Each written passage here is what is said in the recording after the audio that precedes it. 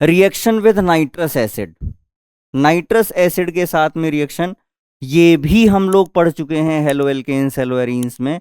आपको मैं बता देता हूं, आपने एक बहुत इंपॉर्टेंट नेम रिएक्शन पढ़ी थी, सैंड मियर रिएक्शन।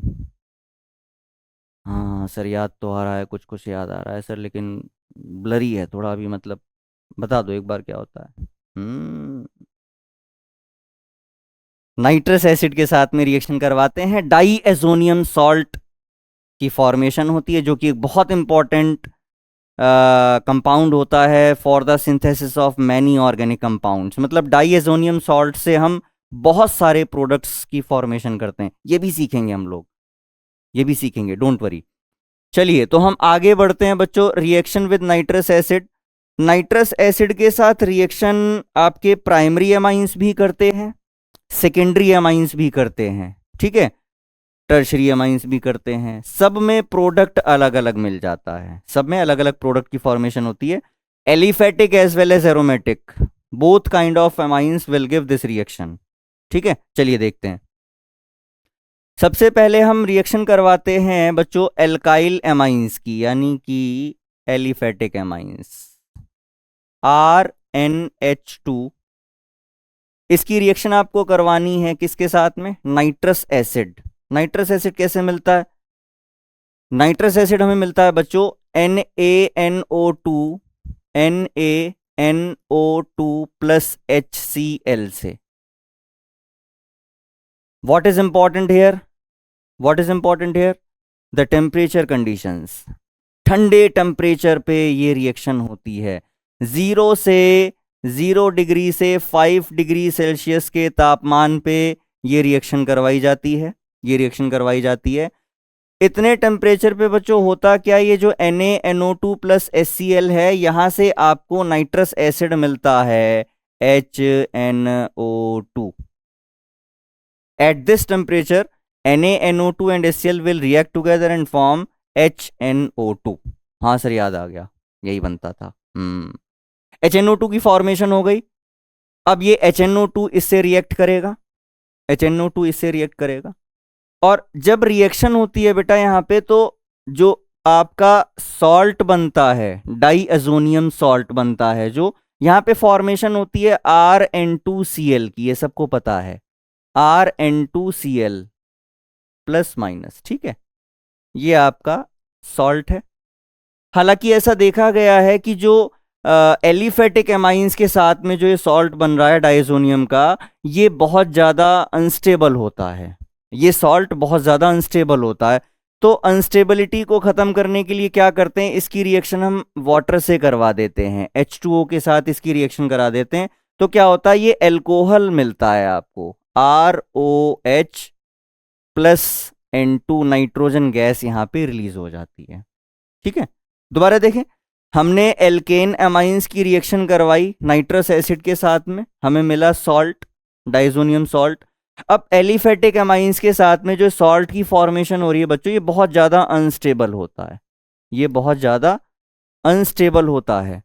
तो इसकी अनस्टेबिलिटी को ख़त्म करने के लिए हमने वाटर के साथ रिएक्ट करवाया, और वाटर के साथ रिएक्ट करके फॉर्मेशन करता है बच्चों ये एल्कोहल की, प्लस नाइट्रोजन गैस यहाँ से रिलीज होती है।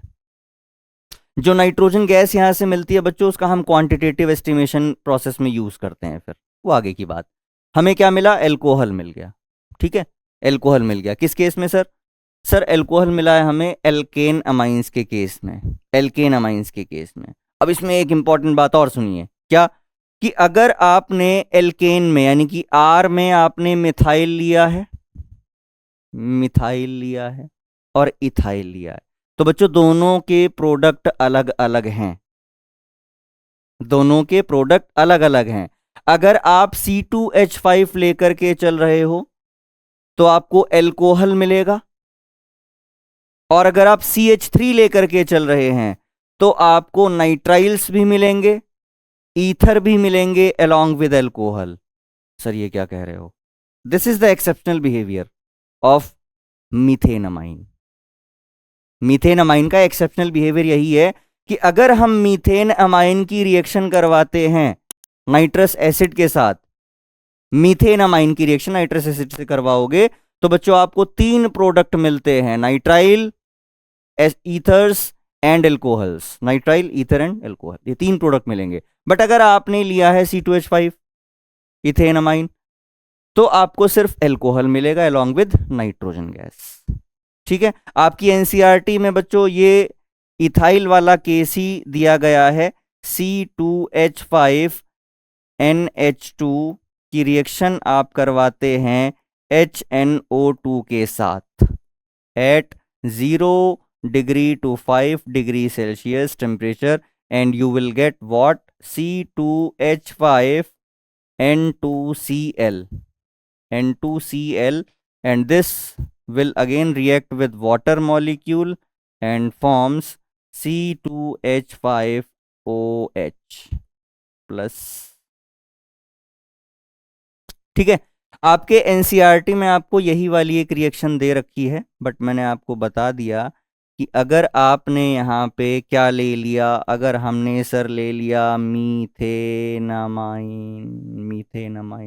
तो आपको याद रखना है कि मीथेनमाइन से आपको 3 प्रोडक्ट मिलेंगे। एक मिलेंगे आपको नाइट्राइल्स, एक मिलेंगे आपको ईथर्स, और एक मिलेंगे आपको एल्कोहल। ठीक है, ये आपको ध्यान रखना है, इसका आपको याद रखना है इसको। ऐसा भी होता है, यस, ऐसा भी होता है। क्लियर है यहाँ तक? सबको समझ आ रहा है यहाँ तक? नाइट्रस एसिड के साथ में रिएक्शन। सर बेंजीन वाली नहीं बताई, जो हमको आती थी बहुत पहले से, उसको भी देख लेते हैं, बेंजीन वाली भी कर लेते हैं।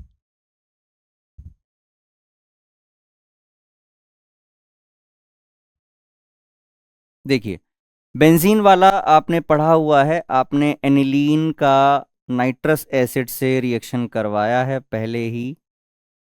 NH2 react with HNO2 at 0 degree to 5 degree Celsius temperature, and what you will get here, benzene diazonium chloride।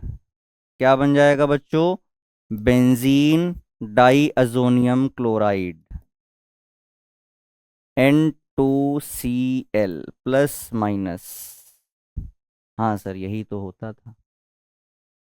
You will get the diazonium salt when aromatic amine react with nitrous acid। ठीक है, aromatic amines की reaction हमने nitrous acid के साथ करवाई, तो हमको क्या मिलता है? Benzene diazonium chloride, benzene diazonium chloride. ठीक, आगे चलें। ये तो आता था सर हमें, हाँ ये तो आता था आपको। अब आप यहीं से फिर आगे सेंडमेयर में जाते थे, आपने कॉपर के साथ में, कॉपर क्लोराइड के साथ में रिएक्शन करवाते थे आप, तो आपको क्लोरोबेंजीन मिलता था, दैट इज सेंडमेयर रिएक्शन। इसी में हमने एक और रिएक्शन पढ़ी थी कि अगर हम कॉपर पाउडर के साथ HCl का यूज़ कर लें तो हमें मिलता था chlorobenzene, that is called Gattermann reaction, है ना। ये 2 इंपॉर्टेंट रिएक्शन हम लोगों ने पढ़ी थी हेलो एल्केन्स में।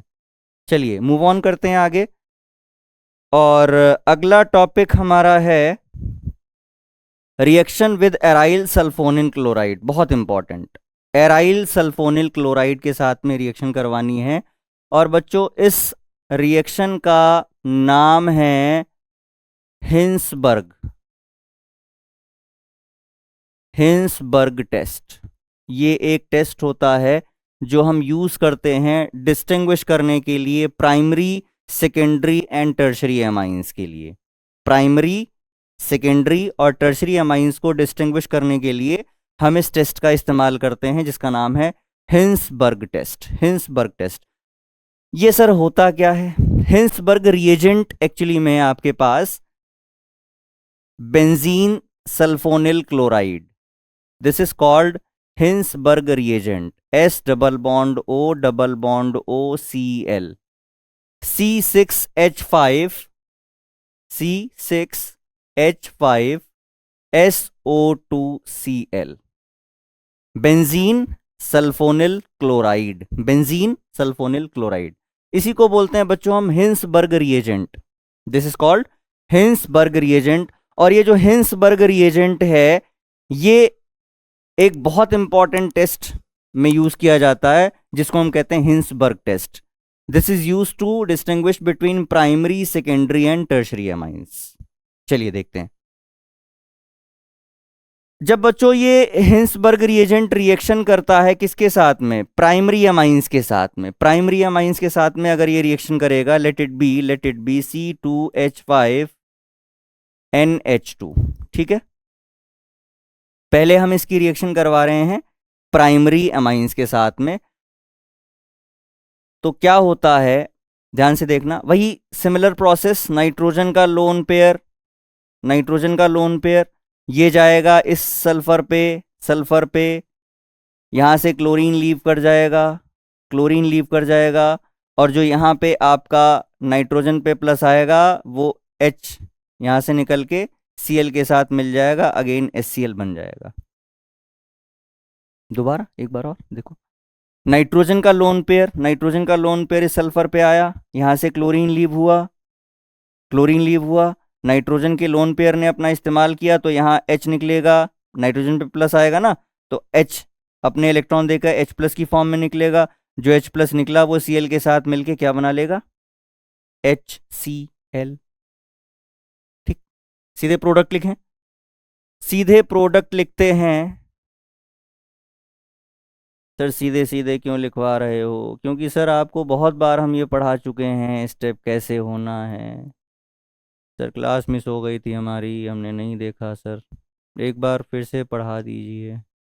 आप लोग पीछे लेक्चर देख सकते हो, प्रीवियस वीडियोस में आप देख सकते हो, आपने ये जो रिएक्शंस करी हैं ऑलमोस्ट सिमिलर हैं, जो नेचर है एमाइंस का रिएक्ट करने का वो सेम ही है। नाइट्रोजन का लोन पेयर जाएगा, अप्रोच करेगा, नाइट्रोजन पे प्लस आएगा, उसके प्लस को हाइड्रोजन हटाएगा इलेक्ट्रॉन दे करके, वहाँ से Cl निकला है, यहाँ से H निकला है, HCl बन जाएगा। ठीक, क्या बना बच्चों यहाँ पे ध्यान से देखना, N से लगा है C2H5 और यहाँ पे है एक hydrogen, this is the product, HCl यहाँ से लीव हो गया, हाइड्रोक्लोरिक एसिड HCl लीव हो गया।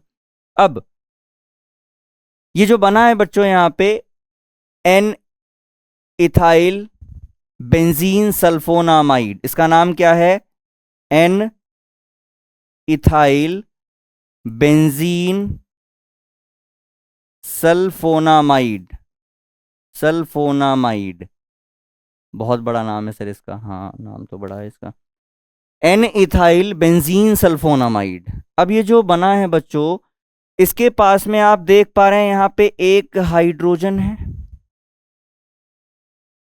और ये हाइड्रोजन है एसिडिक। हाँ, ये हाइड्रोजन कैसा है, एसिडिक हाइड्रोजन है। किस वजह से, क्योंकि सर जो यहाँ पे ये सल्फोनिल ग्रुप लगा हुआ है, जो सर ये ग्रुप लगा हुआ है, ये है electron withdrawing group, electron withdrawing group. ये नेचर कैसा है इसका, electron withdrawing group. Sulphonyl group कैसा होता है, इलेक्ट्रॉन विथड्रॉइंग ग्रुप। तो इलेक्ट्रॉन विथड्रॉइंग होने की वजह से जो इसका H है वो आसानी से अब अवेलेबल हो जाएगा, किसके लिए, बॉन्डिंग के लिए, यानी H अपना ये दे सकता है, एसिडिक हाइड्रोजन हो गया ये एसिडिक H है। इस वजह से अगर हम इसको NaOH में डिसॉल्व करते हैं, NaOH में डिसॉल्व करते हैं, तो बच्चों ये कंप्लीटली क्या हो जाता है, डिसॉल्व हो जाता है। यानी ये जो आपको रेजिड्यू मिला है, जो यहाँ पे व्हाइट रेजिड्यू मिला है आपको N इथाइल बेंजीन सल्फोनामाइड का, इसकी एल्कली से रिएक्शन करवाने पे, सॉल्यूशन ऑफ NaOH से रिएक्शन कराने पे, ये उसके अंदर जो रेजिड्यू है वो डिसॉल्व हो जाएगा। ऐसा कब होगा, when you will take primary amine.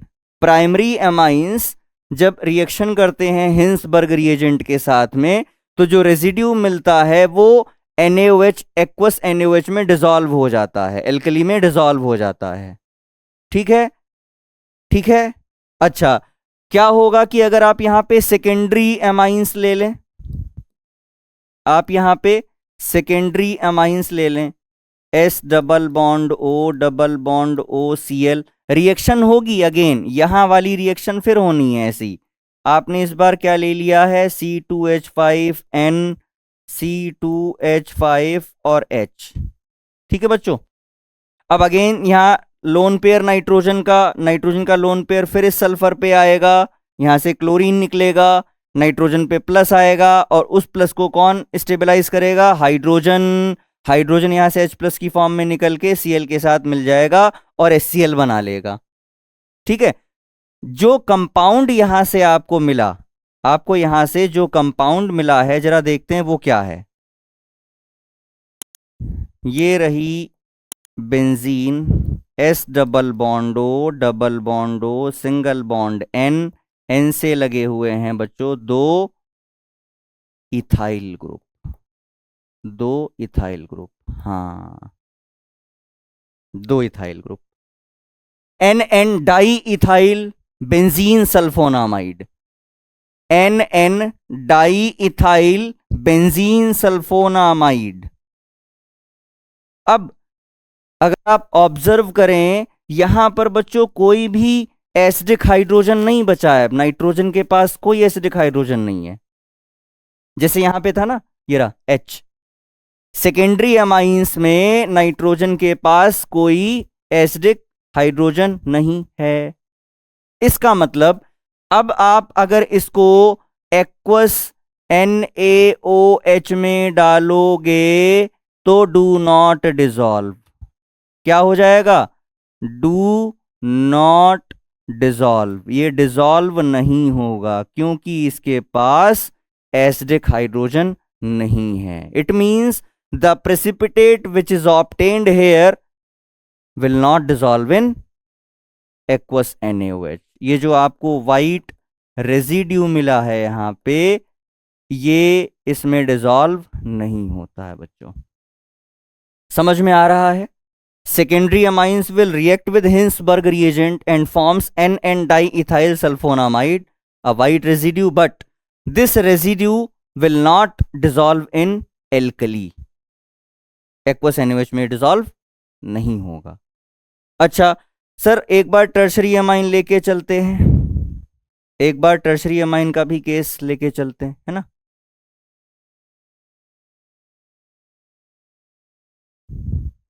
देखिए आपने इस बार क्या ले लिया? टर्शरी अमाइन ले लिया, आपने इस बार ले लिया टर्शरी अमाइन। ओह क्या बना दिया सर ये,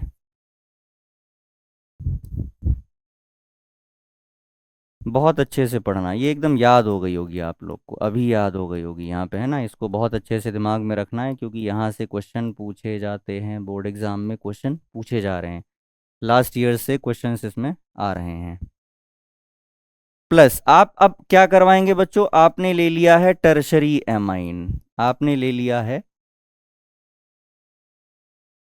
टर्शरी एमाइन। चलिए तो यहां पे देखेंगे कि जो टर्शरी एमाइन है, अब क्योंकि ये एक ऑलरेडी इतना भारी भरकम ग्रुप है भाई, बहुत बल्कि ग्रुप है ये, हिंसबर्ग आपस अपने आप में ही बहुत बड़ा ग्रुप है, और ये भी आपने बड़े बड़े ग्रुप लगा दिए हैं सर इसके पास में, नाइट्रोजन के साथ आपने 3 बल्कि ग्रुप लगा दिए हैं। तो ड्यू टू स्टेरिक फैक्टर, पहली बात ड्यू टू स्टेरिक फैक्टर ये इसके पास अप्रोच नहीं कर पाएगा, इसके पास अप्रोच नहीं कर पाएगा, यानी नाइट्रोजन का इसके साथ अप्रोच नहीं हो पाएगा। ठीक है, दूसरी बात, अगर ये कर ले, अगर ये कर ले अपने लोन पेयर का इस्तेमाल, तो बच्चों जो इसके ऊपर चार्ज आएगा पॉजिटिव, उस चार्ज को रिप्लेस करने के लिए कोई हाइड्रोजन ही नहीं है। चार्ज को रिप्लेस करना है ना, जैसे हमने यहां पे देखा ये H था इसके पास, सेकेंडरी अमाइन में एक हाइड्रोजन था, जब इसके लोन पेयर ने अप्रोच किया तो इसके पास जो चार्ज आएगा उसको ये हाइड्रोजन स्टेबलाइज कर देगा। ठीक है, बट यहां पे कोई हाइड्रोजन ही नहीं है उसके चार्ज को खत्म करने के लिए। ठीक, इस वजह से ये रिएक्शन यहां पे नहीं होती है, नहीं होती है, मतलब do not react, do not react. It means क्या हुआ बच्चों कि जो टर्शरी अमाइंस हैं, जो टर्शरी अमाइंस हैं वो हिंसबर्ग टेस्ट नहीं देते हैं, टर्शरी अमाइंस हिंसबर्ग टेस्ट नहीं देते हैं। तो आप इससे आसानी से डिफरेंशिएट कर पाओगे, डिस्टिंग्विश कर पाओगे क्या, कि जो प्राइमरी एमाइन है, सेकेंडरी एमाइन है, टर्शरी एमाइन है, इनमें अंतर कैसे करें। आप हिंसबर्ग रिएजेंट मिला दीजिए। अगर प्राइमरी एमाइन होगा तो जो रेजिड्यू है वो एल्कली में डिसॉल्व हो जाएगा। अगर ऐसा है इसका मतलब प्राइमरी एमाइन था। अगर आपने रिएक्शन करवाई हिंसबर्ग के साथ, रिएक्शन हो गई, प्रोडक्ट बन गया, लेकिन वो अनडिसॉल्वेबल है, यानी डिसॉल्व नहीं हो रहा है, डिसॉल्व नहीं हो रहा है एल्कली में, तो वो सेकेंडरी एमाइन हो गया। और टर्शरी एमाइन कोई प्रोडक्ट फॉर्मेशन नहीं करेंगे, मतलब टर्शरी एमाइन के केस में यहां पे फॉर्मेशन ऑफ प्रोडक्ट नहीं होती है। सभी को समझ में आ गया? सभी को समझ में आ गया? This test is used to distinguish between 1 degree, 2 degree and 3 degree amines। समझ में आ रहा है बच्चों? 1 degree, 2 degree and 3 degree amines को डिस्टिंग्विश करना है तो आप हिंसबर्ग टेस्ट का इस्तेमाल कर सकते हैं, ठीक। ये आपको टेस्ट बता देगा कि वो एमाइंस प्राइमरी है, सेकेंडरी है या टर्शरी है। समझ में आ गया आप सभी को? अच्छे से अपनी तैयारी करते रहिए और जो हमने टॉपिक अब तक पढ़ लिए उनको बहुत अच्छे से एक बार मेमोराइज कर लीजिए, अपने दिमाग में बिठा लीजिए। इसमें से बहुत ऐसी बातें हैं जो बोर्ड एग्जाम में पूछी गई हैं कई बार, और शायद इस बार भी इनमें से कोई क्वेश्चंस आपको मिल जाएं बोर्ड एग्जाम में। तो अपनी पढ़ाई करते रहिए अच्छे से। ऑल द बेस्ट, मिलते हैं अगली वीडियो में।